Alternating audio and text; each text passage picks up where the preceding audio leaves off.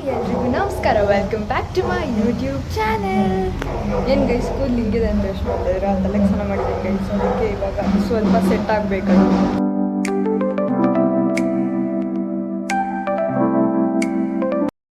Guys ಇವತ್ತಿನ vlog ಬಂದುಬಿಟ್ಟು ವಾಸವಿ ಜಯಂತಿ, ಹಾಗೆ ನಮಗೊಂದು ಫಂಕ್ಷನ್ ಇದೆ, ಅದಕ್ಕೆ ಹೋಗಿ ಬರೋಣ ಬನ್ನಿ.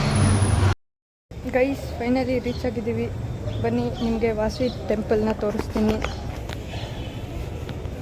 ಜಾಸ್ತಿ ಬಿಸಿಲಿದೆ, ಚೆನ್ನಾಗಿ ಕಾಣ್ತಾ ಇಲ್ಲ, ಅಡ್ಜಸ್ಟ್ ಮಾಡ್ಕೊಳ್ಳಿ. ಇದೇ ನೋಡಿ ಗೈಸ್ ವಾಸವಿ ಟೆಂಪಲ್ ಡೆಕೋರೇಷನ್ ಮಾತ್ರ ಸಕ್ಕತ್ತಾಗಿ ಮಾಡಿದ್ರು. ಅದು ಮ್ಯಾಂಗೋ ಥೀಮಲ್ಲಿ ಮಾಡಿದ್ರು. ನಂಗಂತೂ ಮ್ಯಾಂಗೋ ಅಂದರೆ ಸಿಕ್ಕಾಪಟ್ಟೆ ಇಷ್ಟ, ಹಾಗಾಗಿ ನಂಗೆ ಡೆಕೋರೇಷನು ಸಖತ್ ಇಷ್ಟ ಆಯಿತು. ಇವರೇ ನೋಡಿ ನಮ್ಮ ವಾಸವಿ ತಾಯಿ.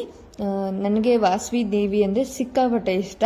ಇನ್ನೂ ಅಲಂಕಾರ ಎಲ್ಲ ಮುಗ್ದಿರಲಿಲ್ಲ, ಬಿಕಾಸ್ ನಾವು ತುಂಬ ಬೇಗನೆ ಹೋಗಿದ್ವಿ ದೇವಸ್ಥಾನಕ್ಕೆ. ಹಾಗಾಗಿ ಇಲ್ಲಿ ಸಾಕನಗರಲ್ಲಿರೋ ಬೆಸ್ಟ್ ಶಿವ ಟೆಂಪಲ್ ಅಥವಾ ಶಿವನ ಸ್ಟ್ಯಾಚು ಇರೋದು ಅಂದರೆ ಇಲ್ಲೇ ಸಾಕನಗರಲ್ಲಿ.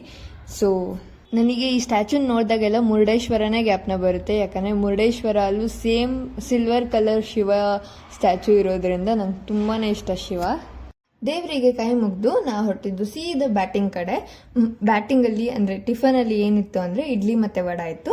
ಅದಾದಮೇಲೆ ನಾವು ಸೀದಾ ಹೊರಟಿದ್ದು ನಮ್ಮ ಅಣ್ಣನ ಪಾಪುದು ಕಿವಿ ಮಾರ್ಕ್ ಮಾಡೋ ಶಾಸ್ತ್ರ ಫಂಕ್ಷನ್ ಇದ್ದಿದ್ರಿಂದ ಅಲ್ಲಿಗೆ ಹೊರಟ್ರಿ. ದೇವನಹಳ್ಳಿ ರೋಡಲ್ಲಿ ಹೋಗ್ತಾ ಇದ್ದೀವಿ. ರೋಡ್ ನೋಡಿ ಗೈಸ್ ಎಷ್ಟು ಚಂದ ಇದೆ ಅಲ್ವಾ. Airport road, Kempegowda international airport ಅಂದರೆ ಏನು ಗೈಸ್, ರೋಡ್ ಕೂಡ ಇಂಟರ್ನ್ಯಾಷನಲ್ ಲೆವೆಲಲ್ಲೇ ಇರಬೇಕಲ್ವಾ. ಸೊ ಸಕ್ಕತ್ತಾಗಿತ್ತು ರೋಡು. ನಾವು ಬೇಗ ಬೇಗ ರೀಚ್ ಆಗಬೇಕು ಅನ್ನೋ ಅಷ್ಟರಲ್ಲಿ ಗಾಡಿ ನೋಡಿದ್ರೆ ಪಂಚರ್ ಆಗೋಯ್ತು ಗೈಸ್.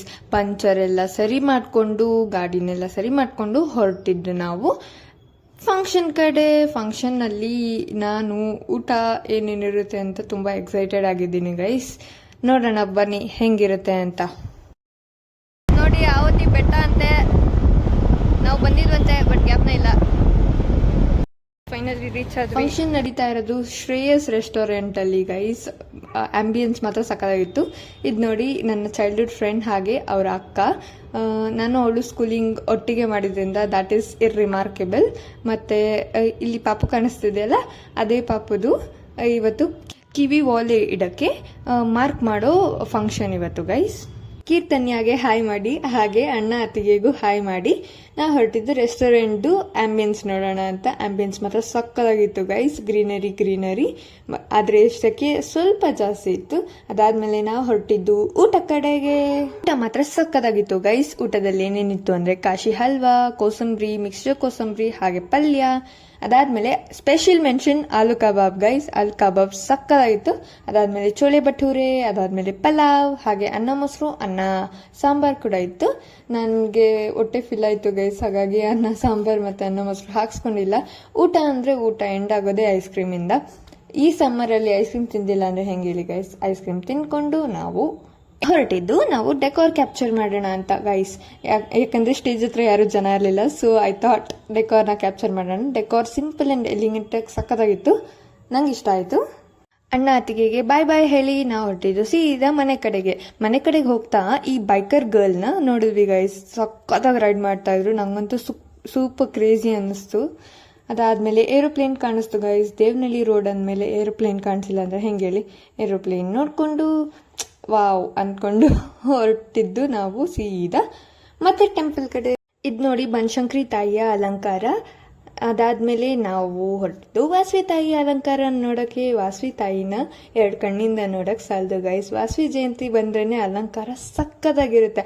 ಆ ಅಲಂಕಾರ ನೋಡೋಕ್ಕೆ ಎಷ್ಟೋ ಜನ ಬರ್ತಾರೆ. ಅದಾದಮೇಲೆ ಭಜನೆ ಇತ್ತು, ತುಂಬ ಕಾರ್ಯಕ್ರಮಗಳಿದ್ವು. ನಾವು ಮಿಸ್ ಮಾಡ್ಕೊಂಡ್ವಿ ಬಿಕಾಸ್ ನಾವು ಲೇಟಾಗಿ ಬಂದ್ರಿ. ಅದಾದಮೇಲೆ ಪಲ್ಲಕ್ಕಿನ ರೆಡಿ ಮಾಡಿಟ್ಟಿದ್ದಾರೆ. ನಾವು ಪಲ್ಲಕ್ಕಿನ 3 ರೌಂಡ್ ಹೊಡಿಸ್ತಾರೆ ದೇವಸ್ಥಾನದಲ್ಲಿ. ಹೆಂಗಸರು ಆದರೂ ಹೊರಬೋದು ಪಲ್ಲಕ್ಕಿನ, ಗಂಡಸರಾದರೂ ಹೊರಬೋದು.